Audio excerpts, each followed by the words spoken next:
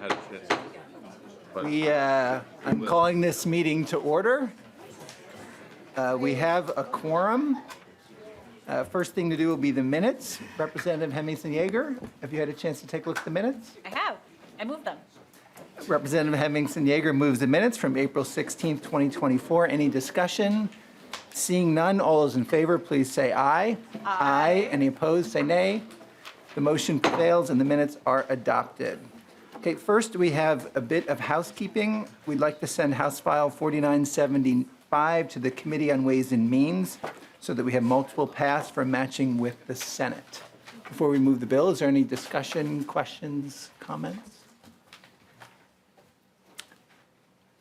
Thank Chair you. Acomb, would you like to move the bill? Sure. I move House File 4975 be re-referred to the Committee on Ways and Means. So Chair Acomb moves 4975 be re-referred to the Committee on Ways and Means. All those in favor say aye. Aye. Opposed say nay. And the motion prevails and the bill is re-referred. Next, we have House File 4177. So on this one, I think we're first going to move it to Ways and Means. Don't we need to amend it? We have an amendment. Okay. I'm told we have to make the motion to move it first. If you would like to do that, Chair Acomb? Thank you. I move that House File 4177 be re-referred to the Committee on Ways and Means. So Chair Acomb moves House File 4177 be re-referred to the Committee on Ways and Means, and you have a DE2? So, but this is the A1 or the A2. I'm sorry, I'm getting confused procedurally. I need, My understanding is the A2 is to the DE2, so we first do the DE2. okay. So I move the DE2 to get the bill in the shape that we'd like to consider it. All right, any discussion? All right, seeing none, all those in favor, please say aye. Aye. Any opposed, say nay. And the motion prevails and the amendment is adopted. So now we have the A2. We're going to get there. That's right. Yes, Mr. Chair, I'd like to move an author's amendment, the A2, please. All right, this is the A2 to get the shape, the bill in the shape she would like it. Any discussion? All those in favor, please say aye. Aye. Opposed, say nay. And the motion prevails and the amendment is adopted. So discussion to the bill as amendment, as amended. And Mr. Chair, I don't know if there's other comments, but I will just say the amendment that we just adopted, the author's amendment, was really just some technical fixes with some number changes and a couple little very brief changes. So with that, if there's other discussion. All right, member discussion and questions? Nothing. All right, seeing none? What? Oh, okay, Representative Rarick. Thank you, Mr. Chair. Are you meaning to the amendment that we just adopted or the whole DE? Is that, The bill, the DE. okay. Yeah. Maybe the author wants to go through the components of the DE, if it's at all different than what the underlying bill was?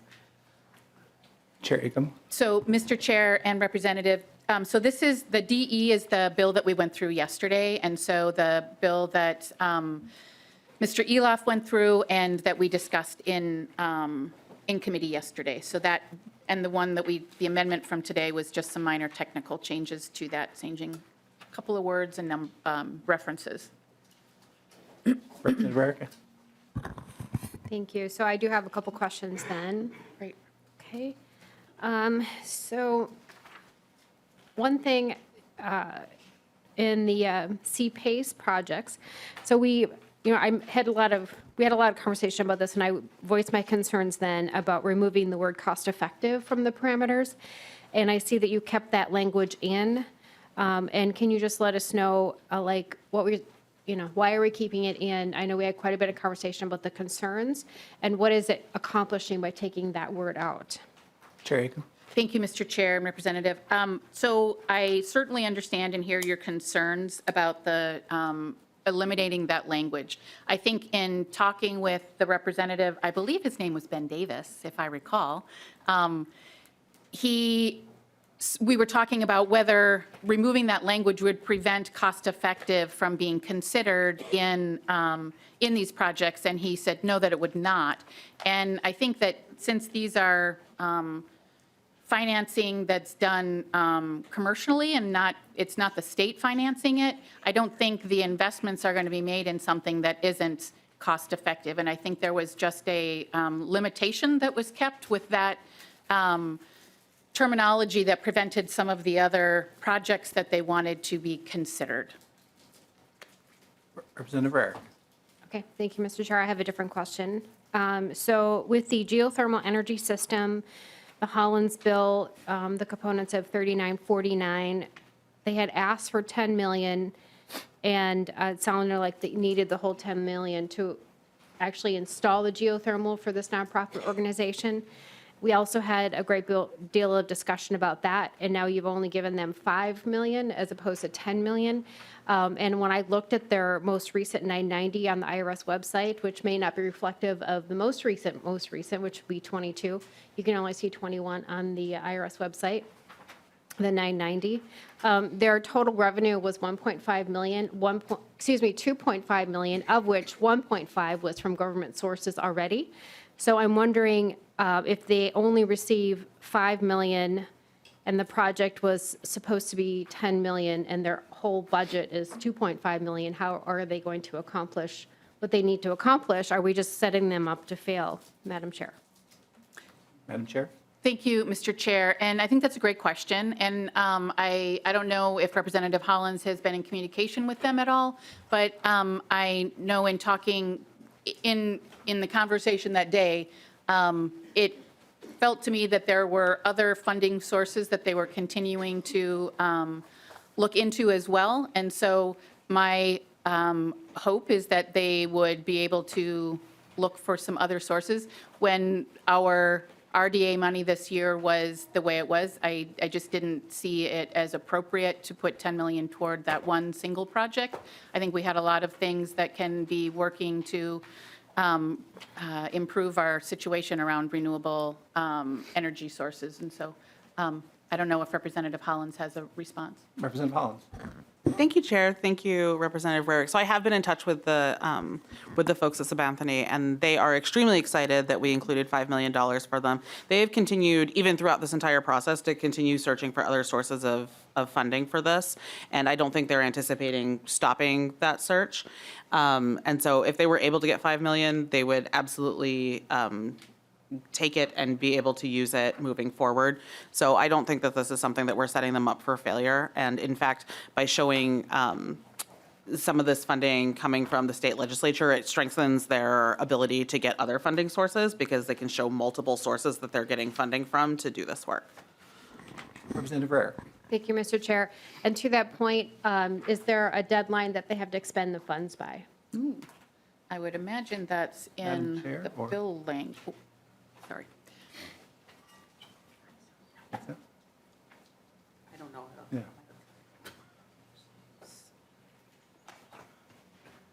think we're all looking. Yeah. I see in the bill language, it says 2028. Representative Rare. Thank you. Great. And then I see that we don't have our researcher, unfortunately, Mr. Eloff is not here, but I had raised the question about setting precedent, and we have never given to a nonprofit out of the RDA. This would be setting precedent. We were having that discussion. He was going to look into it, but to his memory, and he's been here 30-some years, that he didn't remember a nonprofit. And I'm wondering if you had done some of that research to see if we are, in fact, setting precedent with giving that much money to a nonprofit all of the RDA. Representative Hollins has a, unless you would like to. Oh. Yeah, Representative Hollins. I mean, I don't want. No, you're not butting in, please. Thank you, Chair. Thank you, Representative. So because when this was brought up earlier, and I said, oh, I'm not really sure. And then I thought about it. We absolutely have, because it was my alma mater, St. Thomas, that we did, in fact, give money to their microgrid, to fund their microgrid project. Just, I want to say, was it last year? Year before last year. So it's not setting precedent. That we have done this before. Representative Rare. Thank you, Mr. Chair. Well, I mean, I appreciate that, Representative Hollins and Chair Acomb and Mr. Chair, but this is a little different. This is a nonprofit organization to set up a geothermal system for their campus, where the St. John's was for development of renewable energy, right? Sorry, St. Thomas. Thank you for the correction, St. Thomas. So it was to further, they were looking at microgrids, and they were looking at, establishing some new techniques, where this is just installing current technology as a geothermal system in a nonprofit organization. So they're very different. One is more of a research base, and the other one is just taking care of a heating system for a nonprofit organization. I see them as completely different. I really wish Mr. Eloff was here so I could hear if there was any other time that we'd actually expended money out of the RDA for a nonprofit where it was just an installation of something, not like furthering the technology. So I have a concern about that. Oh, the chair has something. Madam Chair? Can I maybe just say, this bill is going to continue to move forward, and I am hopeful that we can get some information for Bob while he maybe isn't here right now, or from Mr. Eloff. We can get that information, and it's going to Ways and Means next, and I will certainly make sure that it is there. We have the answer for that, and so we still have an opportunity to make changes if necessary. I also see Representative Hollins wanting to add something. Thank you so much, Mr. Chair. And I feel comfortable saying this, as I am, an alma mater or I am alumni of this institution. But I would say the main difference between giving money to St. Thomas and giving money to Sabanthony is that St. Thomas has an endowment of $653.3 million, and Sabanthony has an annual budget of, what was it, $2.5 million? So the reality is Sabanthony needs this money a lot more than St. Thomas does, but we still gave it to St. Thomas, which is a nonprofit. Representative Rarick? Thank you, Mr. Chair. Right. I understand your point, but we are still giving a substantial amount of money, $5 million, to a nonprofit to just change out a heating system, which is something we've never done with the RDA money that I know of. So we'll get that answer when we come to Ways and Means. But moving on, the anaerobic digester, we're kind of the same problem. So they'd asked us, I know that the gap, I should say, initially it was 30 million. That was the gap. And they put a ... because they knew there wasn't even 30 million in the RDA. But now we're just doing 5 million. So the same question is, there's a big difference between 30 million and 5 million. So have you had conversations with them and how they're going to make up the gap for that? Madam Chair? Thank you, Mr. Chair and Representative Rarick. Yesterday, you may recall that Commissioner Victoria Reinhardt was here testifying in support of the bill and thanking us for the investments. And if I recall from their testimony that day, is anything they can get, they can then use to get matching dollars. And so their ask was 30, but I think their hope was anything we can get will help us to that goal. Can't see it, but I'm assuming Representative Rarick has another question. I sure do. Thank you. As my team slowly starts coming in. Okay, so then the last thing that is of great concern to me out of the RDA, because, I look for, specifically at RDA money because those are my people. That comes from Xcel Energy ratepayers. Those are my people. It is a tax on the casks. And we do this only in the state of Minnesota. There is no other state in the entire nation that puts an additional fee or tax on a cask. It's $500,000 per cask per year for Prairie Island. And in my community of Monticello, it's $300,000. Did I say million? It's $500,000, I should say, or $300,000, depending on which site, per cask per year. So it accumulates quickly, and it's coming from the ratepayers. And it was meant to further develop renewable energy, which I feel like we're kind of doing things at lightning speed now, just collectively. But to that point, so the solar app program, Representative Carroll's bill, $1.7 million. So this is a program that's already free to government entities if they so choose to use it. Can you explain again why we're doing $1.7 million for a free solar app that they could already access without cost? Madam Chair? Thank you, Mr. Chair. And I think the incentive, and if I recall, the numbers were maybe, and Representative Carroll isn't here, so maybe if I can get Mr. Moles on to help me with where the bill language is. If I recall, the incentives were intended for cities of different sizes in order to incent them to take a look at this. I think ultimately, if I recall the numbers, it was $5,000 per municipality. 5 to 20. 5 to 20. And if I recall also, the 20,000 was for larger cities, if that is. So to encourage them to consider it, and it will save them money in the long run, but to recognize that to learn a little about it, to give them the time administratively to focus their people or their staff and to train them on how to use it, it's a small amount to try and get them to participate and to at least consider it, but not requiring them. Representative Eric. Thank you, Mr. Chair.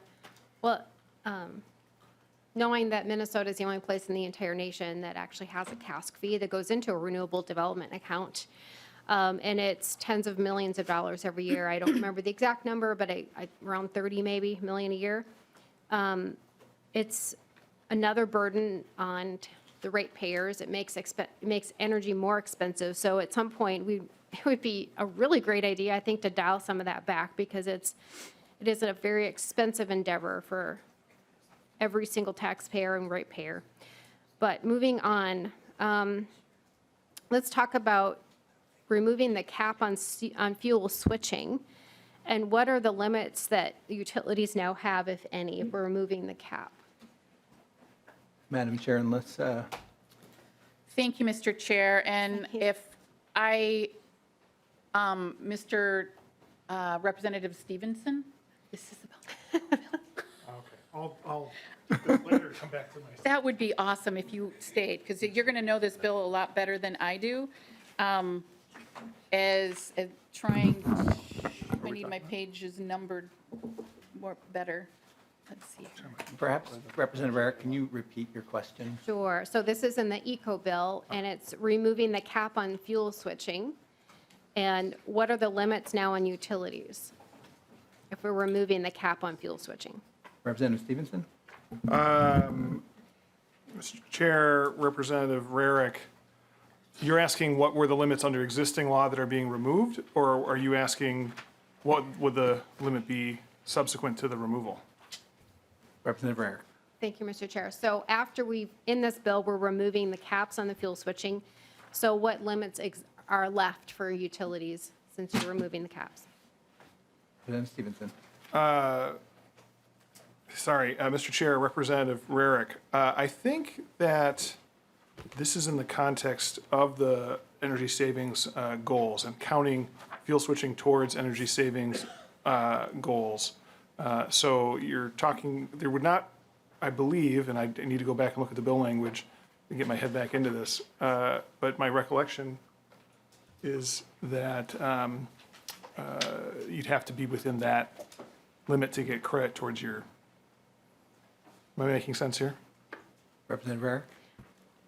Yeah, you're getting there. So I'll just phrase it a little bit easier. We're removing the caps, which I know that somebody I know very well was not thrilled about. And so I'm just wondering, what's the net effect of removing the caps? What happens when we remove these caps? Representative Stevenson. Mr. Chair, Representative Rarick, well, for one thing, it will make it easier for our IOUs and all our utilities to meet their energy savings goals. So that is probably the most important effect of the bill, and it will allow for consumers to benefit from those fuel-efficient switches. Representative Eric. Okay, thank you. All right. That's one perspective. I'll leave it at that, okay? Do you have some questions? Okay. I'm going to ask one more question then, since I've got my team here, I'm going to let them ask some questions.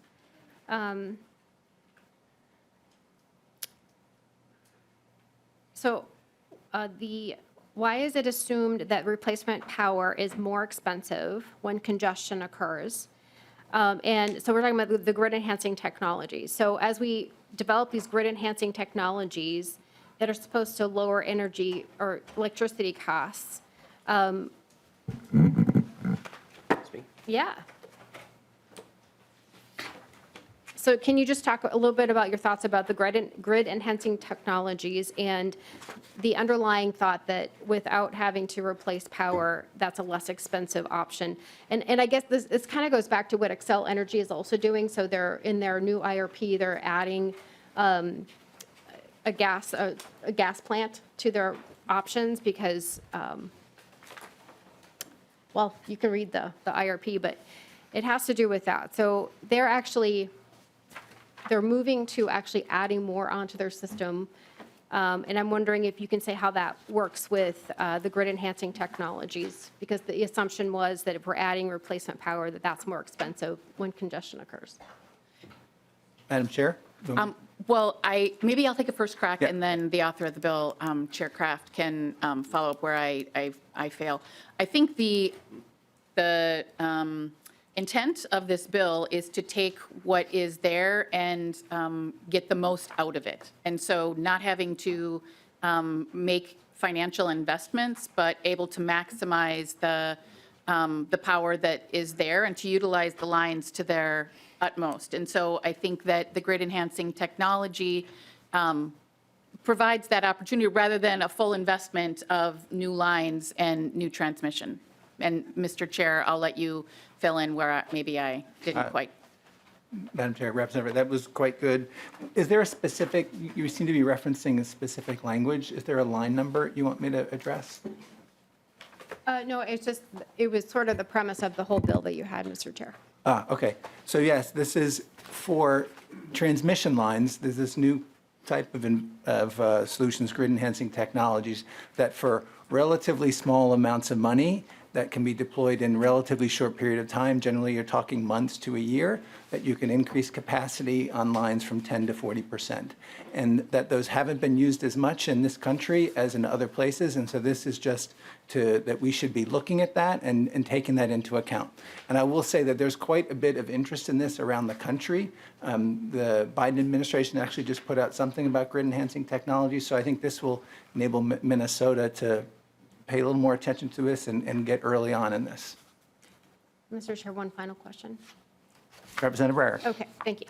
So I guess my point is, if Xcel Energy is saying, well, we need a new gas plant, whether it's a peaker or combined cycle or whatever it is, the cost of that versus how much you'd have to save in grid enhancing technology, have you done like a cost analysis to see, are you actually saving money with all the grid enhancing technologies versus doing what they need to do? Because we do have to make sure that we've got stable electricity, right? Because we've got intermittents like crazy all over the whole system. We're going to do more intermittent energy sources.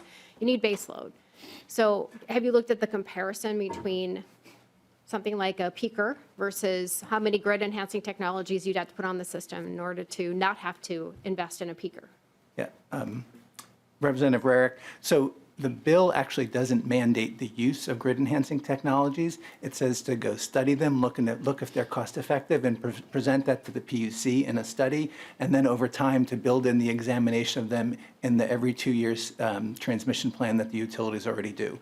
So I would imagine those kinds of trade-off decisions about grid enhancing technologies, maybe reconductoring, maybe new transmission lines, maybe this would be made by the PUC. This is to provide that information to make the best decision for Minnesota ratepayers. Representative Rarick, is it more? No, I'm good. I'm going Okay. to turn over to the rest of my Next, team. we have Representative Igo. Thank you, Mr. Chair, and I apologize for being a little late. My Iron Range veterans were down today, so I had to go meet with them. So I just wanted to jump in on one of the things that was added in the A2 amendment. So it's going to be on page 2, line 1, where we increase the Zero Energy Ready Home Program for the amount that can be used for administrative costs from $85,000 to $150,000. And I guess I'm just going to put on like my economic development hat. Why are we going to be using 30% of that amount for admin costs? Doesn't that seem a little high? Like, I know when we talk other projects or anything, we try to keep that number under 15%. Why so high for this? Madam Chair? Yep. Well, I'll try. Again, this is Representative Kraft's bill. But I think that because of a lot of the work that we did last year and the many programs that we have developed, the department is maxed as far as capacity and capabilities. And so I think this is reflective of likelihood of needing to contract it out to help to get this growing. And Representative Igo, I will add that I agree with you that this is on the high end. And quite frankly, I would have liked to put more dollars into this program. I think it's a great program to incent builders to build zero energy ready homes, and is even more applicable for folks outside of the metro area. But given where we are right now, that was all we're able to do. But I think there's a lot of value in getting it going. And then if it's looking good, we can add more dollars to it in subsequent sessions with a far less administrative load. All right, Mr. Chair, thank you for that. Representative I appreciate, it's just, again, when we talk about giving out state dollars, it's just, that's a hard pill to swallow whenever you have 30% of the money you're putting for it. It's going to be in admin fees. That's just good government. That's not partisan. That's just, we should be working better to keep that lower so that the money we do invest goes farther. It's just a simple economic development principle. I guess, and then my final question, when I was going through all this, I was hoping with the amount of money we're going to be spending out of the RDA, I was hoping that maybe we would see some work on nuclear, being that we love using the money we get from it. I was just asked the chair, was there any consideration about removing the nuclear energy moratorium, or the study that maybe the Senate's talking about? Is that an idea that maybe we can get in conference so we can actually start taking steps in that direction? Because it is very prevalent that we're going to need to diversify our grid with carbon neutral technologies if we're going to be able to support the demand that this electrical transition is going to bring us. Madam Chair. Thank you, Mr. Chair and Representative Igo. I certainly think we need to be looking beyond our current types of generation I'm excited about Xcel and the opportunity for hydrogen. I think there are some great things coming, certainly developments around storage that will help that situation as well. And what I'll say is that in nuclear, the concerns and the issues around nuclear waste are still a concern. And so I think that when we talk to Minnesotans about nuclear, there are certainly people who are pro-nuclear, and there are also people who are very concerned about the waste. And I think when you live close to a plant like Representative Rarick, and when you see the issues with the contamination in the Mississippi River potentially, I think those kinds of things can be concerning to Minnesotans. Representative Igo. Thank you, Mr. Chair. I'll just close. I think the whole preface of what we've seen coming out of this committee is how, we're trying to be divergent in finding new ways to do something. And I think all we were maybe asking with nuclear is to remove a moratorium so we can actually start studying it a little more with our IOUs in the PUC and other industries, so we can have a better understanding of the technologies that are coming out. I think to put up roadblocks and say, well, there's concerns, so we can't move on it. There's plenty of concerns about the legislation we passed last year, and there's concerns about whether our grid's going to be able to support what we're doing right now, but we're still blazing ahead there. So again, we're not totally done with this yet. I'm going to make the final push that we should consider something so we can study nuclear and start looking at the benefits it could have for Minnesota and our industries to keep power affordable and keep the lights on. Thanks. Representative Swedzinski. Thank you, Mr. Chair. And just to kind of piggyback a little bit on Representative Igo's comments, I think the Senate isn't necessarily considering a lift of the moratorium, but it is considering a study. And, I think when we hear people are concerned about that, well, the study would encompass some of those. If you're going through the process of asking people questions and opening up the idea of debate in a real manner that's, actually looking at data, looking at storage, looking at the possibility. The dynamics of nuclear energy is drastically changing before our eyes. And while it may not be a solution to the issues that we do, no one in this room believes that we're going to be able to live 100% on wind or solar, right? There's legit, the projects that are going through western Minnesota up to feed Becker is going to be potentially part natural gas, part wind, part solar. It's going to be a myriad of different technologies. And I think if we're, really, looking at, we're not going to have enough battery storage to do this job. We're going to have legitimate base load energy production in the state of Minnesota or in North Dakota or South Dakota or other areas of the MISO grid. And, I think we would just ask you to consider that when you're going in negotiations. We're obviously we don't have we may allow you to have an amendment on the floor that would give you a chance to rectify that.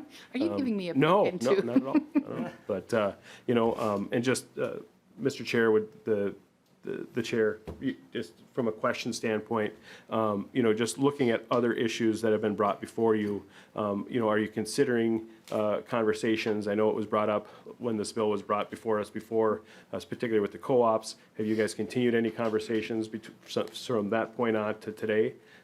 Where are some of those conversations going as far as some of the cooperatives and their conversations? Madam Chair?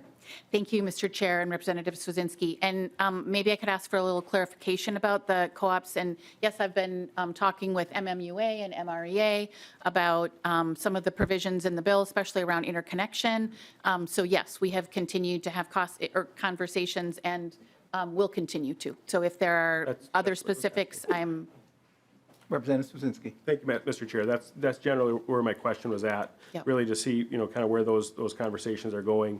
And then really from a cap, one of the concerns that I do have is really that unlimited lifting of the cap when it comes to fuel switching.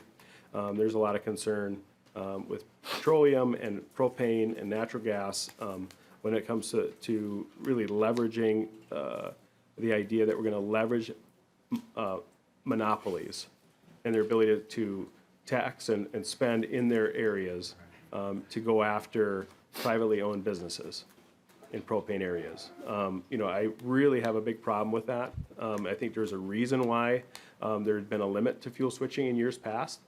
And because of the unique nature of the way that the electric utilities have when it comes to ECO and the rest, and that's what we're seeing. Right now, we're seeing a huge expansion, what was passed last year, of what we warned folks about. We said, this is what's going to happen. And lo and behold, it's moving in that direction. And it's fun to get invited to Thanksgiving, but not when you're the turkey. I'm not laughing at you, I'm laughing with you. I'm laughing at you. Right? And so, when we look at, hey, everyone's happy they're invited to Thanksgiving, right? Unless you're the turkey, unless you're the gas suppliers in the state of Minnesota, unless you're the private businesses that is competing with the monopoly, right? And, I think, we have as a legislature, we have a responsibility to folks that we like and the folks that some of us maybe dislike, I guess. And the idea that we're going to do that and expand that and really try to, press the scales down for market share is unfortunate. And, I think that is what it is, where I stand on that, I guess. And, yeah, so kind of going from that point, I'll open it up if there's other members that have questions or not, but they're free to. Are there any other questions, comments from members? Seeing none, we'll move to closing comments. Madam Chair. Well, thank you for the conversation. Thank you for the questions and the interest. And I can say that we will absolutely continue to have conversations with stakeholders as the process continues to proceed. And there will be an opportunity to conference with the Senate on some of the things that maybe aren't in our bill and that maybe aren't in their bill. So there's certainly, the bill isn't going to come back looking the same way it is going out. So, and please know that I will have conversations with folks and open to that.